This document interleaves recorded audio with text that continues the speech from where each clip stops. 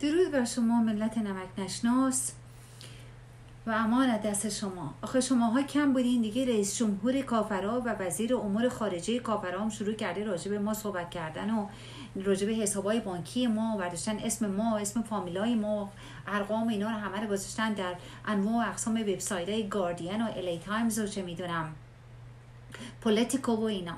ببینین اون 95 بیلیون دلاری که اینا دارن راجع بهش صحبت میکنن، 95 بیلیون دلار هج فاندز به اسم بابای من، اینا نمیتونن تلفظ کنن. به جایی که بگن حاج آقا فلاکت میگن هج فاندز. حاج آقا فلاکت این پولا رو بابای من داده که بذاره تو حسابش به روز مبادا. مگه شما روز مبادا ندارین؟ مگه شما پولاتون رو جمع نمیکنین تو حساب بانکی بذارین تو بانک کسبیان؟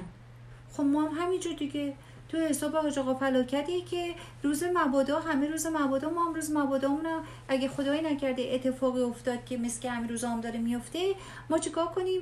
بتونیم روش حساب کنیم. بعدش هم شما با خود حساب نمی کنین این همه فشفشه بازیایی که ما میکنیم، هر فشفشه‌ای که ما میخریم برای یمن که یمن پرت کنه طرف عربستان یا مثلا کشورهای دیگه، می‌بینی چقدر خرج داره؟ هر فشفشه 40 میلیون دلاره. 40 میلیون دلار که ما تو بازار آزاد که نمیتونیم فشفشه بخریم، از بازار سیاه باید بخریم. بازار سیاه خب خیلی گرونه فشفشه ها. اصلا ما عاشق فشفشه بازی هستیم. من خودم شخصا عاشق چهارشنبه سوری ام، اما خب با این چادر نمیشه رو آتیش برید. چیکار میکنم؟ فقط فشفشه هوا میکنم. خیلی دوست دارم فشفشه بازی. بعدشم مطمئنم که شما متوجه شدین که گروه 20 نفری رفته سوریه دنبال آپارتمان سازی و اصلاح سازی. خب چشتون در بیاد. اولا که پول شما نیست، پول بابامه که تو حساب حاج آقاست. بعدشم خب همه خونه میخرن. مگه خونه خریدن چیز مهمیه؟ همه شما تو خونه ایران، تو تهران، تو ایران خونه دارین. خب ما هم دوست داریم خارج خونه داشته باشیم، ایران خونه داشته باشیم. بعدشم خب ما وقت آپارتمان میخریم باید خب زیاد بخریم، چون ما جمعیتمون زیاده. شما بریم این لیست کافرها نگاه کنیم ما چند نفریم.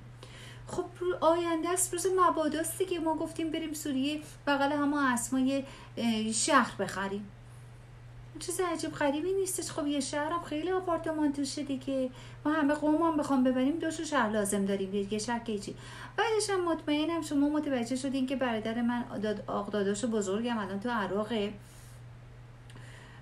داره مثلا یه کاری میکنه که رئیس جمهورشون بره. خب یه 15 میلیون دلار هم ما اونجا خرج کردیم. خب آخه طرف خیلی چموشه، اصلا به حرف ما گوش نمیده. ما خب گفتیم چیکارش کنیم؟ براندازیمش.